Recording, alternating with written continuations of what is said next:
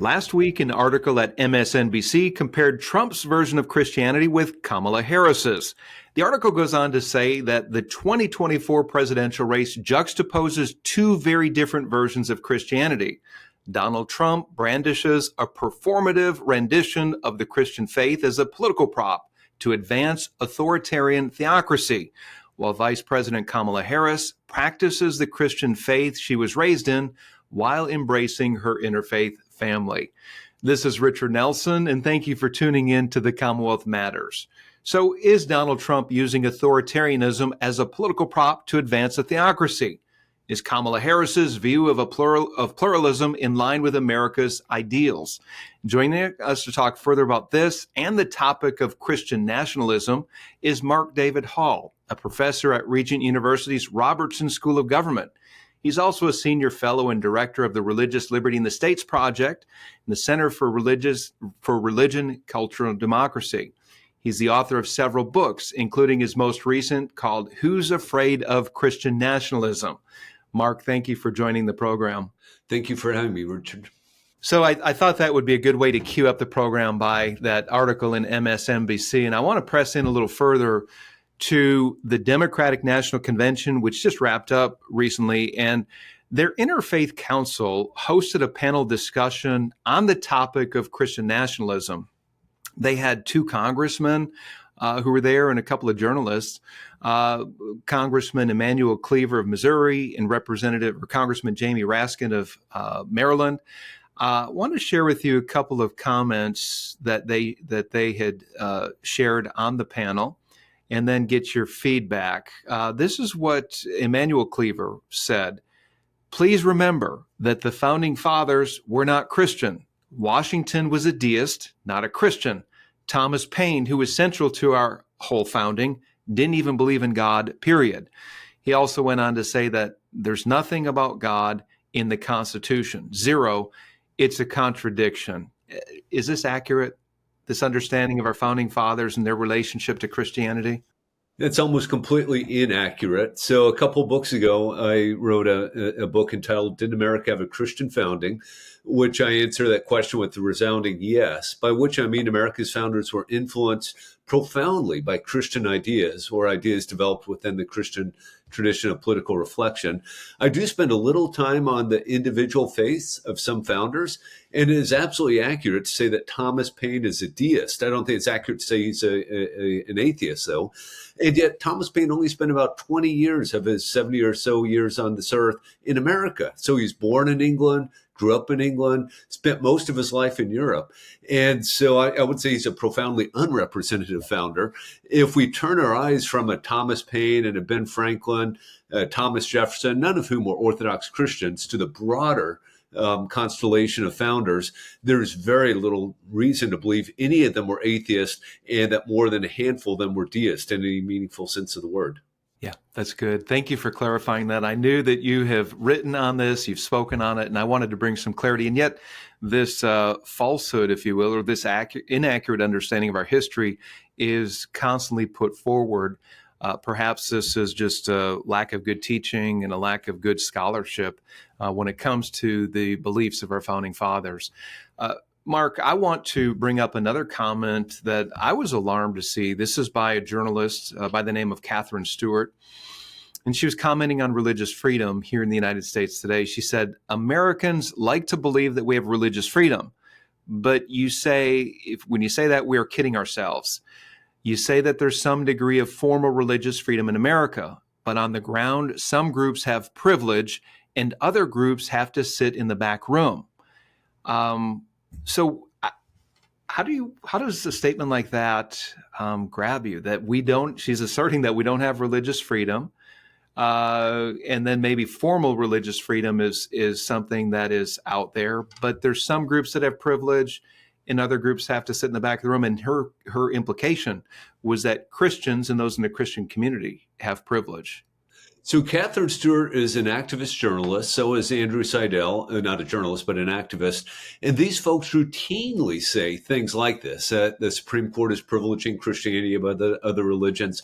One of the things I do in my recent book, Who's Afraid of Christian Nationalism, is I go through a ream of recent U.S. Supreme Court cases where the justices rule in favor of Muslims, an Islamic woman to wear the hijab, an Islamic man's right to wear a beard in prison, Islamic men's right under the Religious Freedom Restoration Act to sue the national government for damages.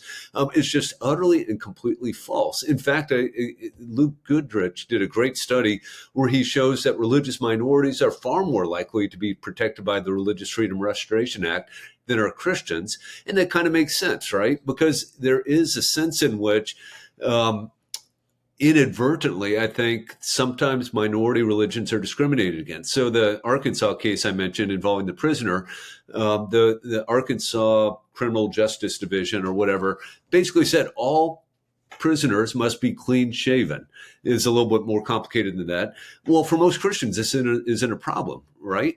But for Muslims, Muslim men are told that they must have facial hair. And so that general neutrally applicable law inadvertently impacts Islamic men in their ability to live out their faith. So very fortunately, the U.S. Supreme Court stepped in and say, no, Arkansas, you can't do this. You must permit Islamic prisoners to grow facial hair if required by the dictates of conscience. Yeah, very good. Another journalist on this panel, and I'm going to butcher this name, Coyote Joshi Y. Joshi said this: "We see how Christianity is embedded in our legal and social infrastructure.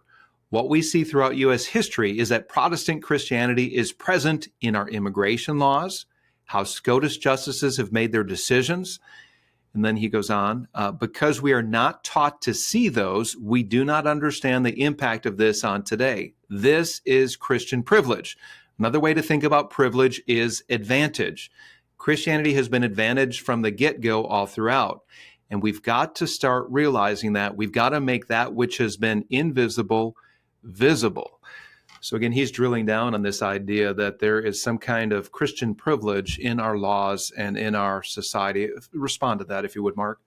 So I think there's a very important sense in which this is the case. So in the late 18th century, 98% of Americans of European descent are Protestants. The other 2% are Roman Catholic. And there's about 2,000 Jews in 4 or 5 American cities. And so lo and behold, there's an assumption that the nation will kind of run on the Christian calendar. So for instance, the pocket veto occurs 10 days after Congress passes a law, Sundays exempted. So there's an assumption that Congress will not be doing business on the Sabbath. You think about the school calendar. No school district of which I'm aware holds school on Sunday. And even though we call it winter break nowadays, winter break conveniently falls over the Christmas season so that Christians are able to celebrate the holiday of Christmas. One of the projects I direct is a Religious Liberty in the States project. And one of the laws we look at is whether or not states require school districts to give students excused absences for religious holidays. Now, this almost solely impacts religious minorities. So a high holy day for Jews might fall on a Wednesday, where school would usually be held in session. And so they would be required to be given an excused absence so that they could celebrate that holiday. So all of which is to say, I think there's truth in that. Fundamentally, there is a degree of privilege that Christians are granted. And yet I'm firmly in favor of protecting religious minorities whenever possible, even going way out of our way to protect them, as in the case with these excused absences for religious holidays, which almost solely benefit non-Christians. Yeah, that's good. Mark, let's go to your book. Your recent book is called Who's Afraid of Christian Nationalism? Why Christian Nationalism is Not an Existential Threat to America or the Church. You mentioned in your book that beginning in about 2006, there were a good number of left-leaning academics who began using the term Christian nationalism. They warned of the dire threats. They came out churning out books, even though you didn't see Christian leaders using this term or Christians identifying with this idea. Why is that? Did something happen in 2006 around that time that led the political left to respond to this? Yes, I'm not sure there's anything exactly in 2006. And what you have is a ream of books in the 80s, 90s, and the early aughts decrying the rise of theocracy, the religious right, the moral majority. And the main thing that happened in 2006 is that these terms were then replaced by Christian nationalism. So beginning in 2006, you have a stream of books, oftentimes by journalists or activists like Catherine Stewart, Andrew Seidel, but certainly by academics as well, Andrew Whitehead, Samuel Perry, basically warning of this dire threat to the United States of America. These Christian theocrats are bent on taking America over for Christ and quite literally persecuting everyone except for white Christian males. So all females, all racial minorities, all religious minorities are virtually going to be imprisoned under this threat. And that would be incredibly scary if it was the case. I say this as a white Christian male. I would hate to live in that sort of universe. But of course, as you and I know, there's nothing like that. There's just no sizable movement whatsoever that desires simply and solely to privilege white Christian males above all others. Hi, Richard Nelson here. There's got to be a better way to engage politics. That's why I wrote a new book focusing on how Christians can lead the way. It's called Christianity and Politics, a memoir of spiritual formation and field guide for Christians in the public arena. This is a refreshing perspective on how believers can engage the political realm, and it's available for pre-order on Amazon today. So please check it out. I think you're going to find it helpful. If you're just joining us, you are tuned in to The Commonwealth Matters. I'm your host, Richard Nelson, here with Mark David Hall, professor of government at Regent University, and we're talking about the topic of Christian nationalism. Mark, it wasn't until the year 2022, that's just 2 years ago, that really the first public significant personality, if you will, identified as a Christian nationalist, and that's Marjorie Taylor Greene. And so we had this scholarship, as we were just talking about, that goes back to 2006, and then all of a sudden you have a prominent congresswoman who receives a lot of national attention, but she came out just 2 years ago and identified as a Christian nationalist. Why did she do that, and how does this reframe the debate? Because she's known as a very conservative, maybe provocative. That might be a good term. But why did she do that, and how does that, because of her personality, does that change this debate and maybe add fuel to the fire or support their arguments that, hey, we should be concerned about Christian nationalists? Certainly the critics think so. So I want to highlight one of the things you said, but we really should emphasize this. Prior to 2022, almost literally no elected official, no academic, no Christian leader was saying, I am a Christian nationalist. Christian nationalism is a good thing. So Marjorie Taylor Greene is the first elected member of Congress to say, I'm a Christian nationalist. To date, I believe exactly two members of Congress have identified as Christian nationalists. In 2022 as well, you have people like Al Mohler and Doug Wilson come out and say, well, we could salvage the term Christian nationalists, but they weren't embracing it. They weren't utilizing it on their own. I think this is entirely imprudent. And I've said this to a number of these, especially the academic types, to their face. Why would you possibly embrace this label that has only been used as a slur for over a decade? Now, what they all want to do is redefine it. They want to say, well, we don't mean anything sexist or racist or homophobic or militarist by it. We simply mean X, Y, and Z. And I take them at their word. I don't think they're racist, sexist, homophobic, and so forth, but it's just entirely imprudent. So again, it bears emphasizing that almost no Christian leader in the United States of America is out there advocating for Christian nationalism or anything like it. Mark, I've had a chance to read half of your book, and I'll be very frank and transparent. I wanted to read all of it. I had some other things going on, but what I've read halfway through is very good. Your analysis is fair. You support what you're writing you document it very well, as opposed to some of the academics that you critique. And one of those, there's a book written not too long ago called Taking America Back for God. It was written by the academics Whitehead and Perry, and it's been an influential book. It's gotten all kinds of praise. It's been referenced in other books that are criticizing or pushing against the idea of Christian nationalism. So they say in their book, Taking America Back for God, their definition of Christian nationalism is that it is an ideology that idealizes and advocates fusion of American civic life with a particular type of Christian identity and culture. Is that a fair definition of Christian nationalism? Yeah, that's a fair definition, but it's only the beginning of their definition, because they go on to make it crystal clear that Christian nationalism is a toxic blend of racism and sexism and militarism and homophobism. And then they go on to claim that 51.9% of Americans fully or partially embrace this toxic stew. And so this is, I think, just ridiculous. If you read through their study, what they do is they base it on a Baylor survey where people are asked to respond to questions. And the questions go something like this. I'll read some of them. The federal government should advocate Christian values. Now, when I hear that, I think, yeah, Christian values, peace, justice, equality. Absolutely, the federal government should advocate those sorts of things. And so I would be a strong yes on that. The federal government should allow religious displays in public places. Well, when I hear that, I think immediately of the Bladensburg Cross, that World War I era cross in Maryland that the U.S. Supreme Court found to be constitutional by a 7-2 vote, including Breyer and Kagan.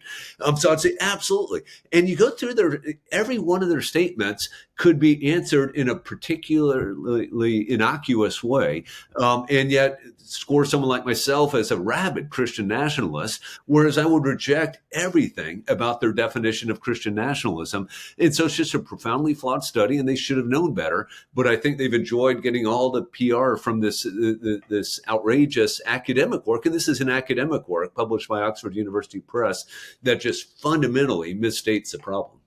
Mark, I'm going to go to what is driving this. But before that, I want to go to what you're saying, and you touched on it. It's about how they conflate Christian nationalism with a parade of horribles like white supremacy, patriarchy, xenophobia, heteronormativity, authoritarianism, militarism, rejection of science, Islamophobia, and cultural dominance. How do they get from what I just started out as their definition, which I think is pretty fair, where they, again, I'll go back to that.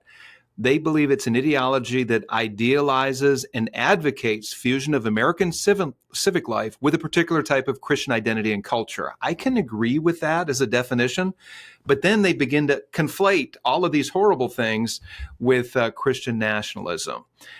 Which you and I think would agree almost to the point there that this is not Christianity. This is not what Orthodox Christians believe today. But here's where I want to pivot to. Why are they doing this? What's at the heart of this? Any ideas? You know, that's an excellent question. And let me be crystal clear. As I know you know, there are horrible racists in America today, the sort of people who showed up at the Unite the Right rally in Charlottesville, Virginia in 2017.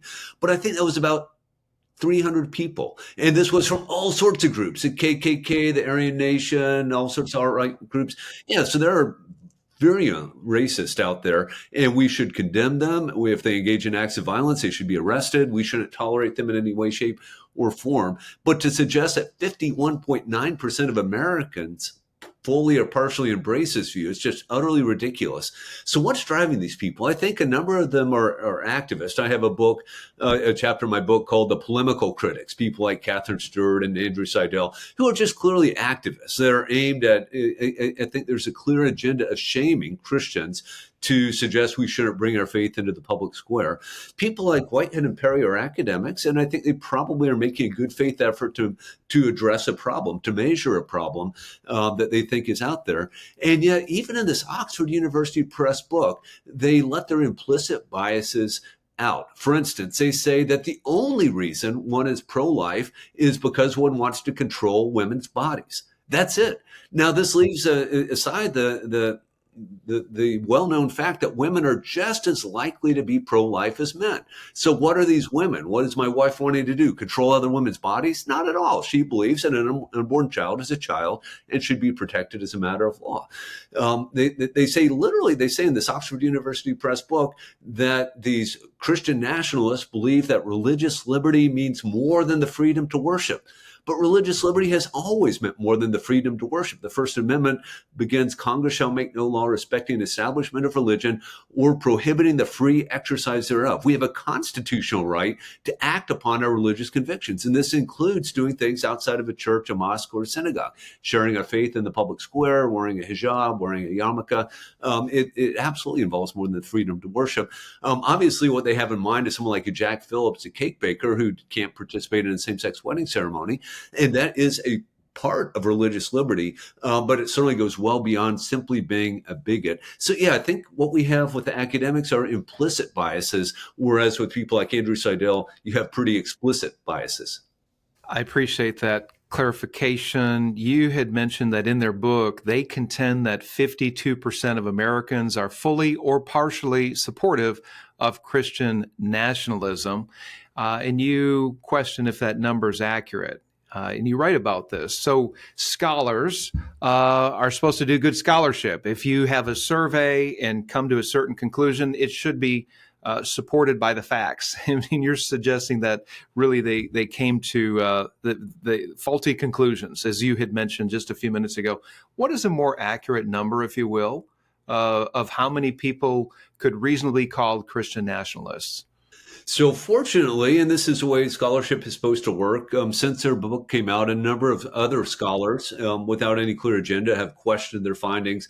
There have been other surveys that have come out with, I think, far more reasonable understandings of Christian nationalism. And I get to this in one of my latter chapters. So I contend that Christian nationalism is a thing. It basically involves wanting to privilege Christianity above other religions, so that Christian nationalists would like Congress to formally declare America to be a Christian country.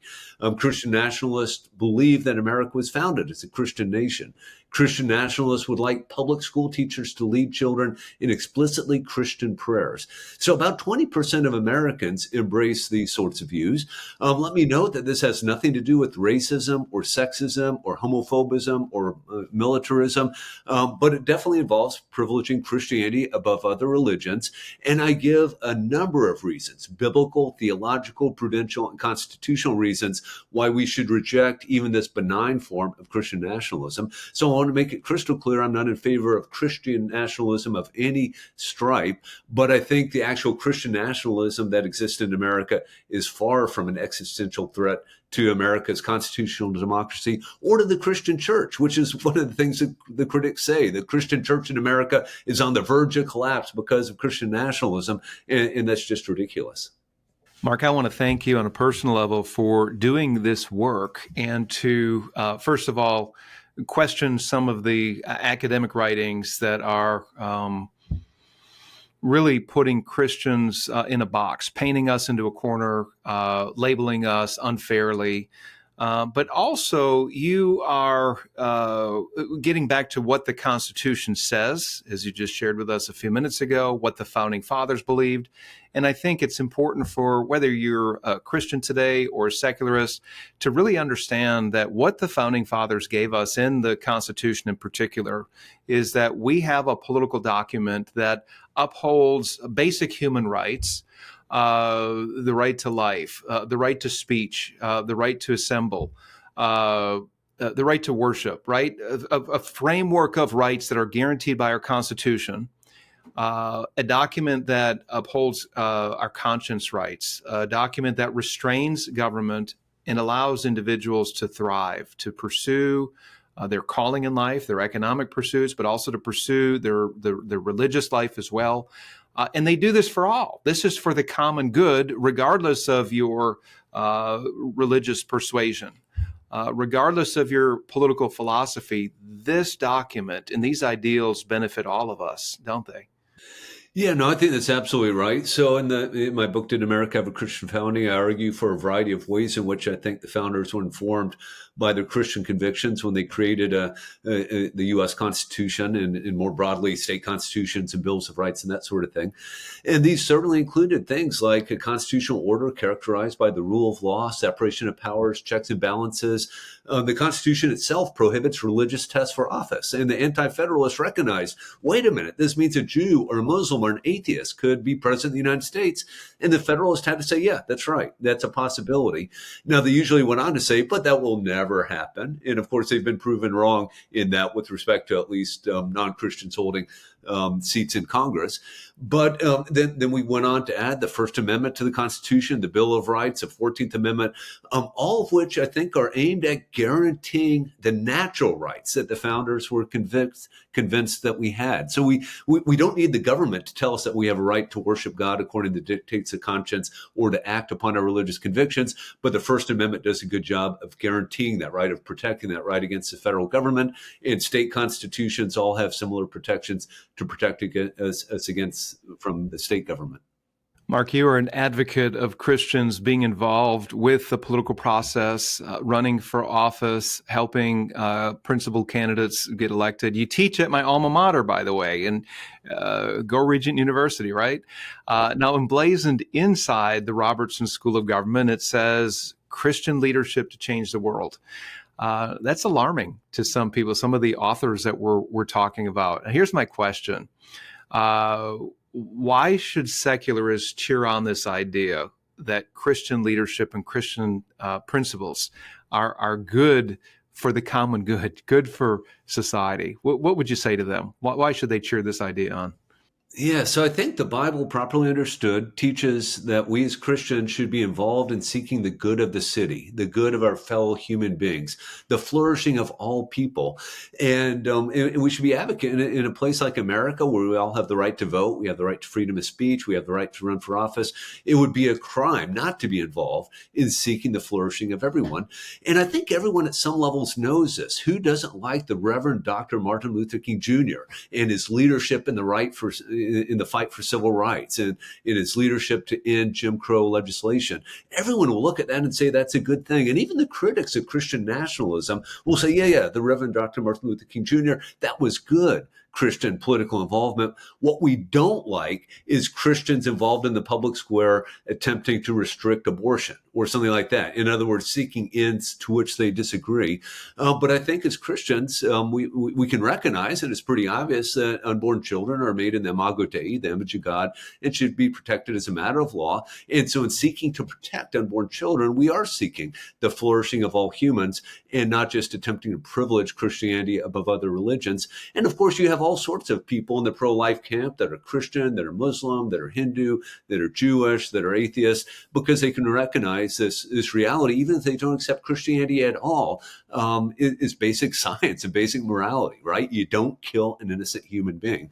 It's really not that difficult of a position to arrive at. Have you ever wondered why America is the most prosperous nation in history? We've certainly been blessed, but we take the conditions for prosperity for granted. That's why CPC is hosting the Toward a Better Bluegrass Conference. We've invited some of the top thinkers and leaders to speak about the sources of our economic strength. Biblical principles, America's founding framework, and individual capacity are a few issues that we'll be addressing. So please join us on October the 18th in Lexington. And for more information, go to our website, commonwealthpolicycenter.org. And we look forward to seeing you there. Mark, the sanctity of human life is one of those issues of difference. It's a worldview difference, but there are other issues as well. I think of human sexual ethics, for example. A lot of the social issues that become hot button issues, and we're seeing, instead of opponents coming to this from the perspective that thinking the best of their opponents, they're willing, and I'm thinking the political left, as they view how the political right thinks of the sanctity of life and conscience and sexual ethics, instead of thinking the best or affording some latitude to have a different belief, they are quick to label and quick to paint these conservatives in a corner to try to eliminate them from the debate, if you will, painting them as extremists, saying that they really have the worst in mind for women who are in crisis pregnancies or those who identify as LGBT. You say in your book that there would be negative effects if Christians did not engage the culture, that if they didn't bring a Christian view to the culture. What would that look like if Christians were silent? And there are some, look, it's a divisive political age. There are many Christians who would rather sit on the sideline. They're looking for an excuse to not engage. What would the public arena look like? What would our political representation look like in Congress if Christians weren't there to bring Christian principles to the table? So the book before this one was entitled Proclaim Liberty Throughout All the Land. And one of the things I argue in that book is historically, Christianity has been a force for progress in America. And I have a number of chapters, the legal reforms of the Puritans, the creation of our constitutional order. But let me just mention two movements that are well known and I think are pretty uncontroversial. The abolitionists. Those Americans who fought against slavery were almost solely motivated by their Christian convictions to fight this horrible, evil institution at great personal cost. In no way can you really explain this in terms of self-interest. And then more recently, the civil rights movement of the 20th century, right? Christian leaders fighting Jim Crow legislation, black and white and all sorts of other races combining to end this great evil. I would throw in, this is a bit more controversial, but the pro-life movement. Again, Christians and others fighting to protect the sanctity of human life. These are good things. And if Christians had been silent, we could conceivably still have chattel slavery to this day, or certainly Jim Crow legislation, and abortion could be even more widespread than it is already. So yeah, Christian voices are absolutely necessary to engage in our political process. And of course, Christians should be involved in all sorts of things, alleviating suffering.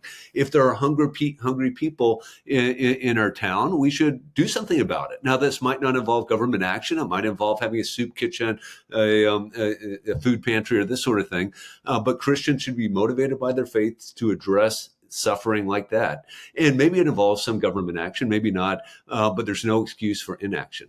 Yeah, very good.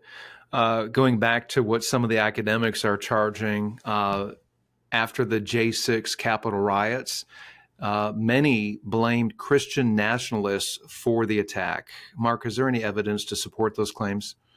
There is virtually no evidence to support this claim. If you scroll through the footage of the January 6th attack on the Capitol, which must be unequivocally condemned, I want to be crystal clear about that, what you will see is a sea of American flags, a sea of MAGA hats, a sea of Trump flags, and an occasional Christian image. There was, I believe, one Christian flag, the sort of flag you might see in a Southern Baptist church in the American South.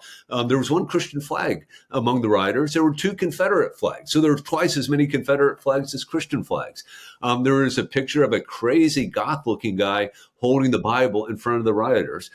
This crazy Viking guy said a prayer in the Capitol Rotunda. Yeah, so there's some Christian images and language involved, but basically it just seems to be a bunch of Trump lovers who believe that the election was stolen, who are acting very, very inappropriately, and they are properly arrested and tried and that sort of thing.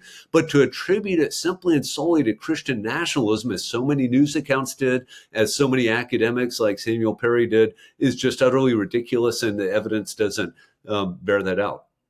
You write in your book that you were approached by a journalist who wanted to interview you and came with that assumption that there were Christian nationalists here that were promoting this and involved with this attack, and you pushed back on it. And yet they went ahead and did this story and didn't change their mind after you challenged them with some of their assumptions.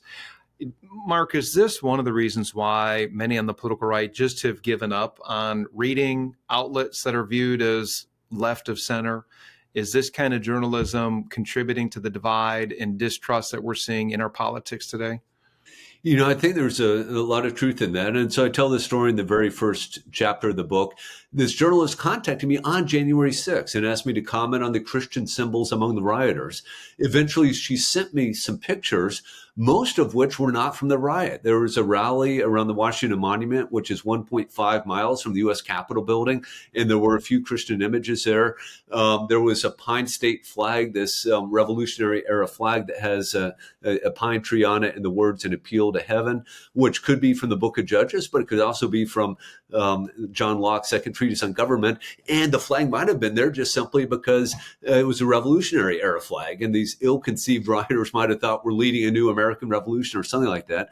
But the point is, I caution the reporter, look, you have a narrative, obviously, in your mind, and what you have shown me doesn't bear that out. So she completely ignored my cautions and ran with the story saying Christian nationalists have attacked the U.S. Capitol building, and academics like Sam Perry were all too willing to give wonderful quotes saying, yeah, this is as Christian nationalist as it gets. So were there some rioters who somehow believed that what they were doing was sanctioned by God or desired by God? Absolutely there were. But there were a lot of different motives. And there's a massive commission put together by Congress that produced a report, something like 650 pages. And there's only one reference to Christian nationalism within this report. So, just no good reason to believe that Christian nationalists attacked the U.S. Capitol building on January 6th. Very good. Thank you for clarifying that. Mark, we're coming to an end here. What would you say to Christians right now who care deeply about our country, and yet they don't want to get involved with controversy? They don't like conflict. What would you say to those Christians right now who are maybe thinking of sitting on the sidelines, not voting, or they're maybe just frustrated with the state of our politics, and they're seriously considering staying home? What would you say to them? I would say there's absolutely no excuse for simply staying home, right? You can go to the voting booth, and nowadays in most states, you don't even have to go to a voting booth. Get an absentee ballot, a mail-in ballot, and vote, right? That's the least you can do. I certainly understand that you might not want to stand up in a public meeting and get involved in an argument with someone over the issues of abortion, but some of us are called to do that. And I think that, people are called to different things, so we should be as politically active as we feel called to, but voting is the bare minimum we can do. And even if we don't like the alternatives, I'm not thrilled with their presidential alternatives this year, but there are a number of other races. Even in Oregon, we have a wonderful attorney general candidate running. And so I'm certainly going to vote for him and other candidates that I think will contribute to the flourishing of all humans. Very good. Mark David Hall, thank you so much for joining us on the Commonwealth Matters. The book is called Who's Afraid of Christian Nationalism? I believe it can be found on Amazon and other places that sell books. Mark, again, thank you for your good work, and it's great to have you on the Commonwealth Matters. Thank you very much, Richard.